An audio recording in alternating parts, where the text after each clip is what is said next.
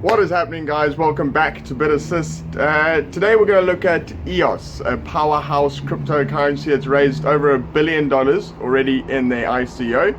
We're going to look behind the man behind EOS, which is Daniel Larimer, who's actually successfully built Steemit and BitShares, which together do at least between 40 and 60% of all daily transactions throughout all blockchains in the industry today.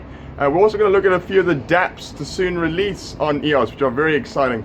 We're going to look at eosDAC, who are currently doing their airdrop, Ono, which is a really cool social media platform out of China, and then of course Everpedia and a lot of others. Make sure to stick around because we're also going to do a quick price speculation as well. So coming right up, EOS 2018.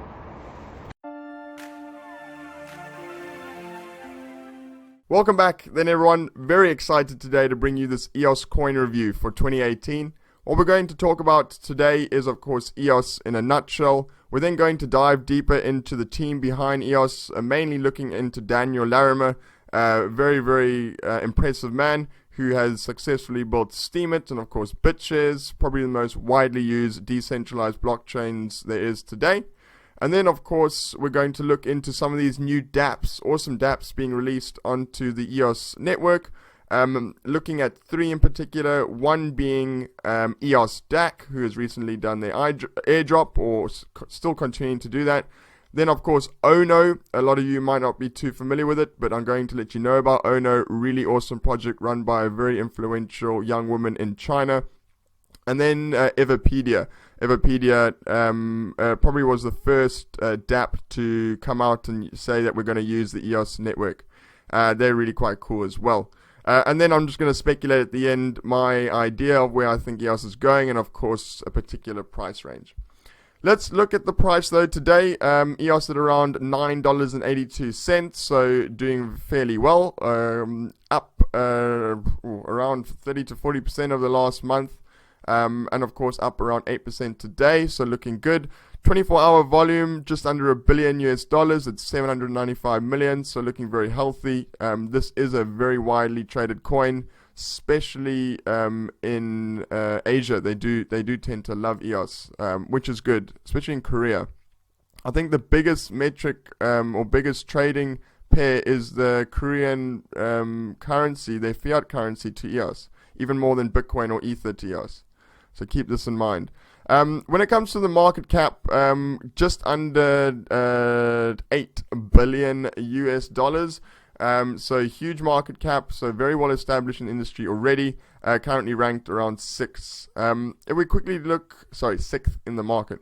If we look at some of the price action, EOS's all-time high is around $18 if I'm right. Yeah, right. $18 and 20 odd cents. So roughly down 50% from all-time highs.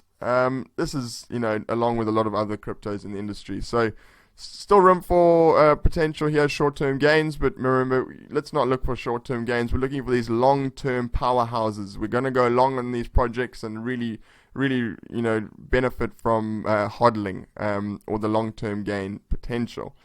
Let's jump in now to what EOS is and kind of just give you an idea of what it represents. So eos.io, the most powerful infrastructure for decentralized applications. That all sounds great, doesn't it? So why is it important? What can it do? And what does it promise? So it promises to be scalable, flexible, and of course usable. Scalability has really been a headache over the last few months when it comes to projects like Ethereum. It does say here, in terms of scalability, it is able to support thousands of commercial scaled dApps. So this is great. We are going into this era now of more and more people wanting to build applications on the blockchain, i.e. dApps. Unfortunately, Ethereum has been unable to keep up with the demand when it comes to throughput and the amount of transactions a particular dApp might want to do, i.e. CryptoKitties. When it comes to flexibility as well, a lot of these blockchains aren't flexible at all, i.e. Bitcoin or Ethereum. They don't have the greatest way of changing direction, but or fixing problems. When it comes to EOS, they are flexible, though. It says they are able to freeze and fix broken applications. So they do run on something called delegated proof of stake. We'll go through that in a little bit more detail just shortly. But what this allows for is, let's say there's a node on the network that's verifying transactions, or a DApp that is doing transactions, and either one or both, or I don't know what is to happen, it were to fail. The whole system doesn't stop with it. They would basically freeze that problematic area and then allow the other nodes to continue, or the other transactions to continue going through the network until that is fixed, of course. And then when it comes to usability, if we want this to go mainstream, we want people to build on these platforms, it needs to be easy, doesn't it? Ethereum right now, unfortunately, when it comes to Solidity, is quite hard to understand and to build on. But EOS does promise to make it really, really easy, providing a web toolkit for interface development, self-describing interfaces, and declarative permission scheme. So they promise to make it a lot easier. I know they do have a pre-built SDK, which they'll release in June, allowing for developers to really easily build on the eos.io platform. Cool. So what we're going to quickly go over is a great article that came up by Huibi. They do write great articles. Just to give you a background of EOS and what they potentially could do for the economy of cryptocurrency. So it goes on and says, since the 1990s, cryptographists, have tested a series of concepts in a limited environment: electronic cash, smart contract, proof of work, etc. With the development of the internet and education, the engineering geniuses in this century are finally starting to make the dreams come true. People firstly witnessed Bitcoin to be the invention of a cryptocurrency, a mechanism of consensus, and a public distributed ledger. Through Ethereum, though, people understand what smart contracts are, how it can automate complicated transactions on this shared public distributed ledger. Now, when it comes to the next phase of cryptocurrency, we welcome EOS. EOS is advancing all these achievements, claiming to integrate the blockchain with our everyday lives and to make the blockchain applications available for the mass market. So what's the few things that EOS promised to do, or what they are able to do better than some other people? It says here, a few other projects are incapable of supporting large-scale simultaneous transactions. What it does mention as well is the network jams that we've seen. We have seen with CryptoKitties and of course with Bitcoin, when it was really, really slow, December, January time. So the difficulty and complexity of developing and operating applications in a decentralized environment. We are struggling with that at the moment. It does say that we are struggling with the high transaction fees jacked up by threshold, is when, the Bitcoin chain is slowing down and unfortunately cannot keep up. Therefore, the transactions fees are really high. The miners become really picky on which transactions they're going to select, and therefore people wait for a long time for low-value transactions to be processed. And then lastly, so the community has too many voices to manage. The common way for an upgrade is usually a hard fork, which leads to community split. Now, this is really, really important, is that unfortunately, as it says, there's no real easy consensus way of coming to an agreement with both of these blockchains, Ethereum and Bitcoin. But with EOS, there will be this delegated proof of stake with 21 providers or that are to do the transactions, and then of course everyone has to vote these people in, and you're able to vote on the EOS network to change things which can be done without a typical hard fork. Cool. So, I've mentioned one or two things when it comes to EOS and their team. So let's jump into Daniel Larimer. Very, very keen on Dan. I think he's a fantastic cryptocurrency evangelist and, of course, developer, and has been very successful in creating, of course, Steemit. A lot of you will be familiar with, social media platform on the blockchain, and then, of course, BitShares, which he created, I think, end of 2012, 2013 time, which the two together do at least between 40 and 60% of all transactions on the blockchain today. Cool, so let's dive deeper into who Daniel Larimer is. Daniel Larimer, aka BM, from his name on the GitHub Bytemaster, also serves as the CTO of Block One. He is probably the only person that has successfully developed 3 decentralized blockchain projects in a row. Besides EOS, he is also the developer and co-founder of the world's first decentralized exchange platform, BitShares, and the blockchain social media platform, Steemit.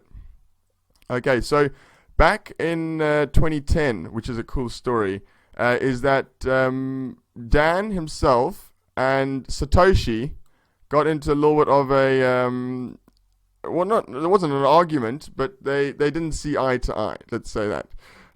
So let's dive into that. So as early as July 2010, BM, which is Dan Larimer, raised concern on Bitcoin Talk to Satoshi, arguing that the confirmation time of 10 minutes for transaction was too long, and the change of the consensus mechanism might help the system to achieve the efficiency, just like using a credit card. So even back in 2010, Dan was seeing is that, yes, Bitcoin works perfectly fine today, but let's say, for an example, we were to get an extra 5 million or 10 million odd people on the network, things are going to slow up, transactions are going to slow, they're going to get expensive, and, Dan was discussing this very, very early on, and look what happened today. Pretty much exactly what he suggested may happen has happened. Bitcoin has slowed down to being more of a store of value than a means of transfer, and of course it's got quite clunky. Still love Bitcoin though. Okay, so basically Satoshi replied to Dan and said, if you don't believe me or don't get it, I don't have time to try convince you. Sorry. So obviously Satoshi was not too keen on what Dan had said. I'm going to quickly show you now the actual chat between the two on Bitcoin Talk. But it does say here, BM, which is Dan, didn't fight back. Instead, he switched the gear to developing the decentralized exchange platform BitShares and created the delegated proof-of-stake mechanism in order to make the blockchain-based transaction speed as fast as among the financial institutions. In 2014, the contentious slogan Beyond Bitcoin emerged, which at the same time had upset many big shots in the industry. While many fans looked up to these blog posts, they were deleted later by Bitcoin Talk's administrators. So yeah, that does tend to happen on Bitcoin Talk, is if the old legacy, or not legacy guys, but the old hardcore guys don't like what you're saying, they just go ahead and censor you, which is what we're trying to stop in this industry. Anyways, Bytemaster. So this is the thread where, guys were chatting around Bitcoin back in 2010 and discussing how to develop the network and make it better. So Dan said here, he said, I am convinced that bandwidth, disk space, and computation time necessary to distribute and finalize a transaction will be prohibitively expensive for micropayments. Consider for a second that the current banking industry is unable to provide a reasonable micropayment solution that does not involve depositing a reasonable sum and only allowing a withdrawal after a reasonable sum has been accumulated. It does say, besides 10 minutes is too long to verify that payment is good. It needs to be fast as swiping a credit card as today.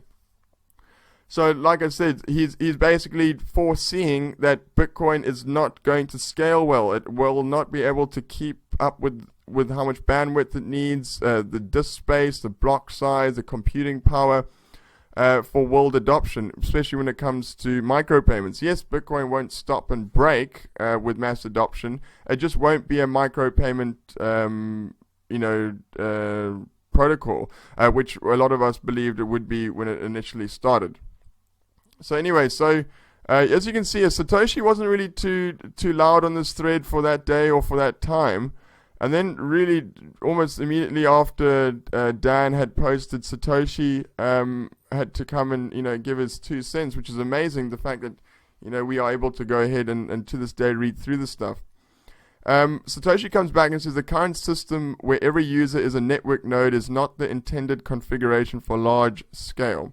That would be every Usenet user runs their own NNTP. Okay, you know what? I'm not going to read through this word for word because I'm going to leave a link in the description below. You guys come check this out because it really is great to give it a read. But long story short, Satoshi had to say is that if you don't believe me or don't get it, I don't have time to try convince you. Sorry. And this was in relation to scaling and Satoshi's idea of how to scale Bitcoin. And of course, Dan believed that he could potentially do it a different way or a better way. And Satoshi was like, listen, mate, if you don't believe me or you don't get what I'm saying, then jog on. And that's exactly what Dan did. He went and built very successful blockchains in the coming years. So that is very, very cool. Okay, so let's look a little bit more into Mr. Larimer and, of course, the rest of his team. Basically, Dan also had a little bit of contentious talks with Vitalik. So it says here, BM and Vitalik are both genius engineers. Vitalik Buterin is the founder of Ethereum, and BM is also a serial entrepreneur in the industry. To me, there is a fight more like a discussion among engineers instead of trash talking. The main discussion is mostly around the comparison between proof of work and delegated proof of stake. Regarding the decentralization, the management ability, resources and costs, and or DDoS attack and consensus cycle. So, so like it says there, they're not, going head to head and trying to start a feud, just that they are thought leaders and they do have big opinions. And Dan is not afraid to show those. But right now, it's quite clear that Dan has built something that could potentially change the way that we deal with the blockchain today. When it comes to Steemit and BitShares, they are the most frequently used one of the most frequently used blockchains today in terms of daily transactions. This is a great site. I'll leave it in the description. This shows the daily activity for particular blockchains. As you'll see, Steemit for the last few months, for a long time, has been sitting pretty on top. You'll see Ethereum second, and then BitShares third. So two of Dan Larimer's last projects are in the top three of daily transactions. Now, let's look at EOS. Where do you see EOS in a year's time? So the platform releases in June, let's say June 2019. Dan Larimer and his creations could be in the top. He could have 3 cryptocurrencies in the top 5 when it comes to daily transactions. So there was something that was said by actually Dan's father, who is Stan Larimer, who's also very, very well known in the blockchain space, and also basically in the engineering industry. He's worked for the military and a lot of very well known companies, and is the CEO of CryptoMex, which is a blockchain building company.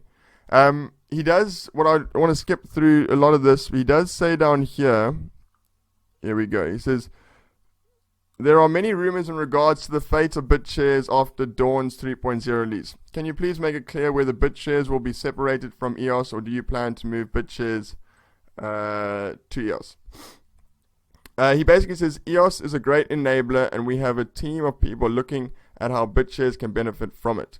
If anything else, BitShares will gain from the new excitement that EOS is bringing to the industry. Even without EOS, BitShares Steemit chains process 67% of all blockchain transactions. With EOS, that could be 80% this year, meaning that proof-of-work consensus algorithm will be used in less than 20% of all blockchain transactions. Give that a quick thought. Is that, let's say in a year's time or 2 years' time, that Dan Larimer's delegated proof-of-stake networks could be responsible for 80% of all throughput, leaving, 10% maybe for proof-of-stake, if not less, and then the remainder for proof-of-work consensus algorithms. So that is something really to keep in consideration, is that already between Steemit and BitShares, they are doing, between 50 and 60% of daily transactions already. And that is, very, very evident here if we look at this, in terms of its daily transactions. So, Dan Larimer, very important man in the space, and of course someone that we need to make sure we keep an eye on. Let me not ramble on too much longer about that. I'm going to quickly look at a few of the decentralized apps that will be coming out on the EOS network. First of all is eosDAC, who are currently doing the airdrop. It says eosDAC, the community-owned EOS block producer and DAC enabler. So, like I said, with delegated proof of stake, there will be 21 block producers, and basically this will be the first, and I believe probably only, community-owned block producer, which is great, which is awesome. Is that at least one of them will be owned by lots of different people. So I do think that is cool. If we go on it says EOS block production. Instead of mining on the proof of work algorithm like Bitcoin and Ethereum, EOS.io blockchains will use a delegated proof of stake algorithm whereby token holders vote in 21 main block producers and 100 reserve producers. These block producers will require major infrastructure to handle enterprise class decentralized applications and will need to be significant entities capable of scaling as required. Block producers will be paid through the limited inflation of EOS tokens in circulation. So basically, what does DAC do? Introducing the Decentralized Autonomous Community, DAC. A decentralized autonomous community is governed by its constitution, which is encoded in smart contracts on the blockchain. This revolutionary way of bringing a community together as a cooperative is made possible by EOS software. The DAC is controlled by its token holders and board members as they vote to run its operations. So that, in a nutshell, is what eosDAC is. That started its airdrop, I believe, on the 15th of April. If you were a token holder of over 100 EOS tokens, you'll get a one-to-one basis eosDAC tokens, and they are currently now distributing those tokens. If you are wanting to find out if you are going to get some of those airdropped to you, I do suggest coming to the website, clicking on tokens here. You are then able to go ahead and search the smart contract and see if that when your tokens will be airdropped. Oh, here we go. Here, eosDAC airdrop. I'll leave this in the description as well. You pop in your Ethereum address here, and it's going to let you know basically how long you can expect to wait before you get your airdrop tokens. Keep in mind, if you had less than 100 EOS, you can still apply to get a eosDAC airdrop. That will open, I think, in the coming days, if not weeks. We'll give you more information on that. Great. So that's eosDAC. Very, very cool. And first ever decentralized, community-owned node, which I think is great. Moving on to the next DApp on EOS, which I really, really am keen on. It's called Ono. Now, Ono has just released on the EOS testnet in China and is a social media platform for the decentralized world. It says here, Ono in a good way, the world's largest free, open, secure, decentralized social network for the new generation. Keep in mind this is a Chinese business, but they will be rolling out to the rest of the world, I believe, next month. They have a very, very big team of incredibly clever human beings behind them, very young people as well, and are run by a very well-known and influential young woman in China. And I will go on to her just shortly. Her name is Ke Chu. She graduated from UCL here in the UK at the age of 19, I believe. So a genius and someone that is very well admired in China, and also very well admired by Dan Larimer himself and Brock Pierce and a few of the other guys in Block 1 and surrounding them. I just want to go into this Medium post here, which kind of describes what Ono is in a nutshell. So Ono will be a DApp, of course, a social media DApp, a decentralized social media DApp. It says Ono is a new type of social network based on blockchain technology, aiming to create an ecosystem based on the value of attention with the main principles of freedom, equality, and social public governance for users. The users in Ono can freely share and obtain valuable content, chat for study and communication, and participate in building the ecosystem. While creating network activity, it will provide the users with incentives to earn ONOT as the reward as laid forth by the referendum. So ONOT is the token in the system, and will be much like Steemit, where you will earn ONOT for writing great content or interacting with great content, or being a worker on the network, or basically just doing things that help the community to progress in the social network. It does continue here. It says, Ownit leverages blockchain technology to record and verify the content release details, payment transactions, consumptions, and purchases, as well as referendum activities. All the operations will be recorded in the blockchain of Ono to guarantee that data is authentic and able to be altered. Remember, this is a social network that's not going to be nicking your data, guys. Is that today's social media networks like Facebook are actually just data mines. They are nicking your data every single day and storing it, and you'll never get it back from them. And they will continue to use that data. Decentralized social networks like Ono are the way of the future, where it is all encrypted and all kept on a decentralized blockchain. Great. So, just want to show you an image down here of kind of what the app looked like. This is a very long article and a very detailed white paper as well, but this is a really bad image as well. But very, very, very, very keen on Ono.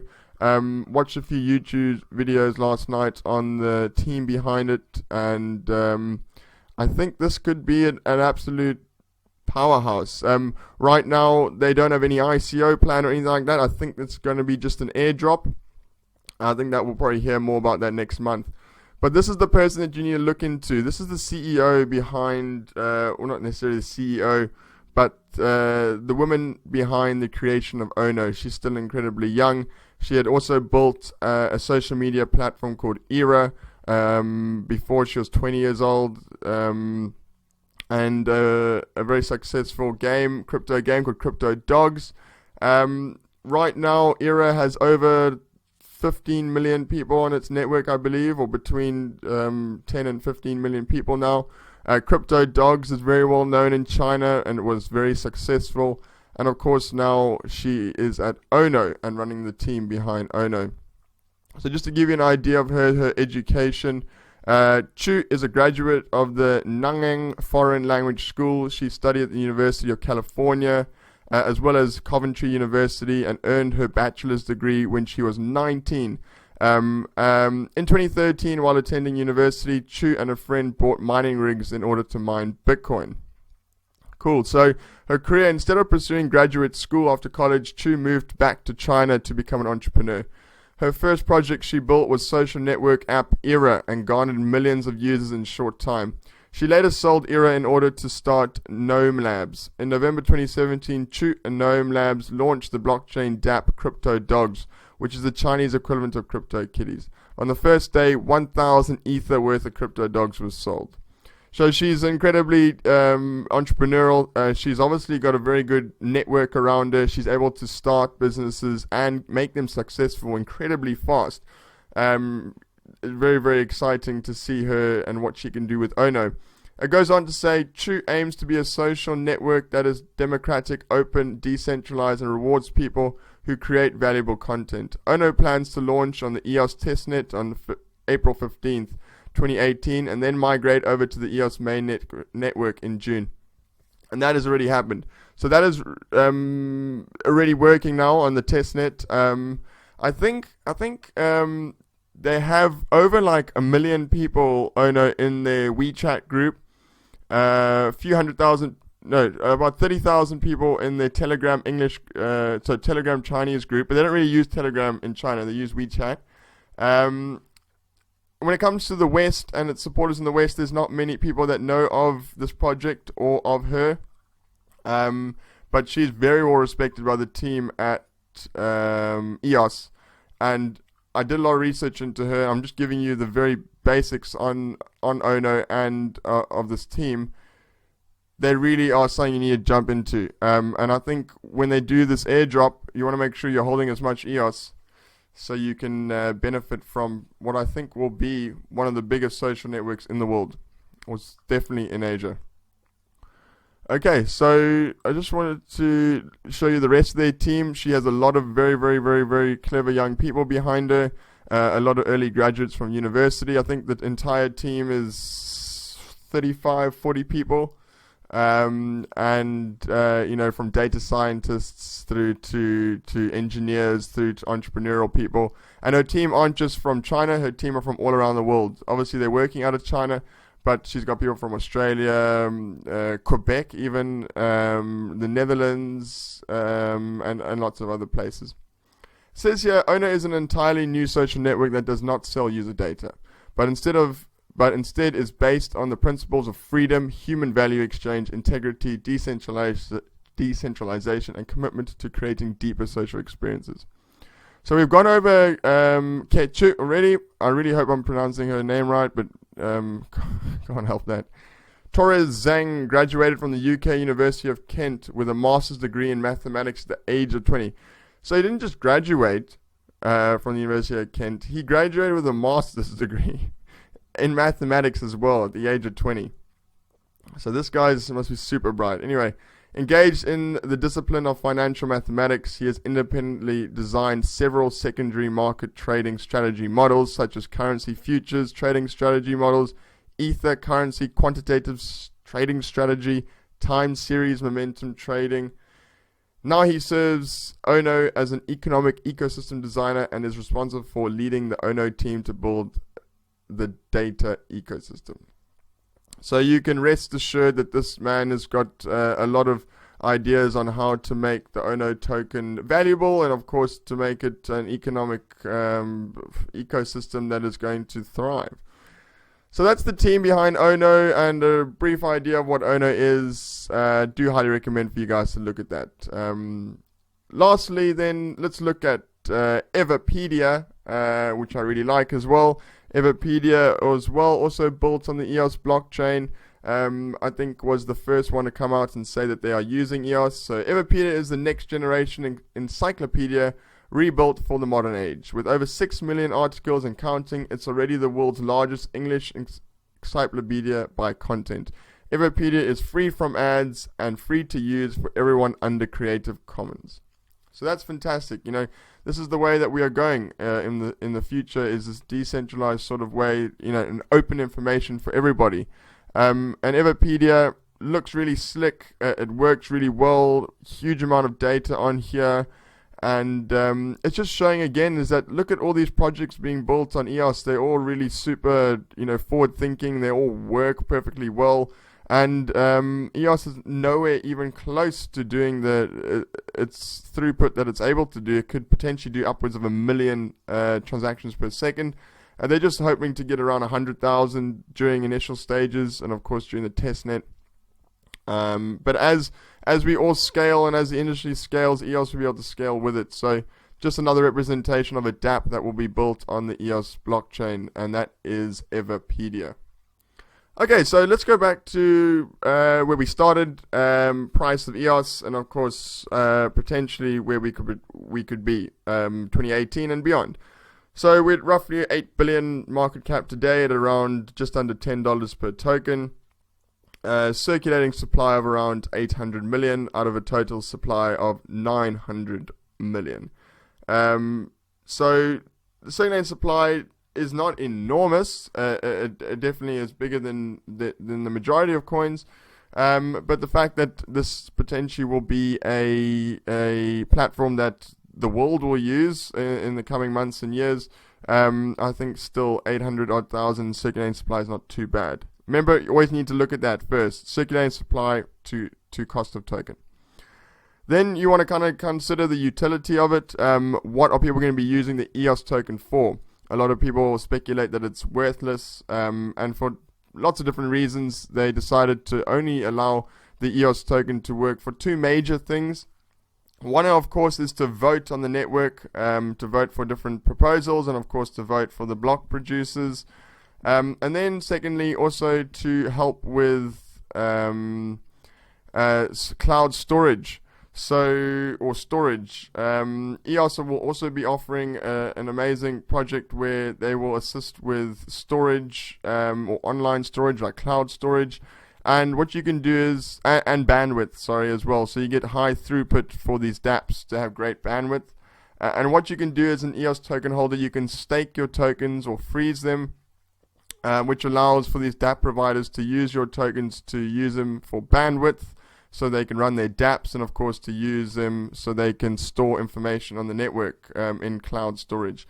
I don't have any other way of explaining the storage side of it, besides like, yeah, you can rent your EOS tokens or stake them out so people can use the network to store data, and of course to use it for bandwidth to run their dApps.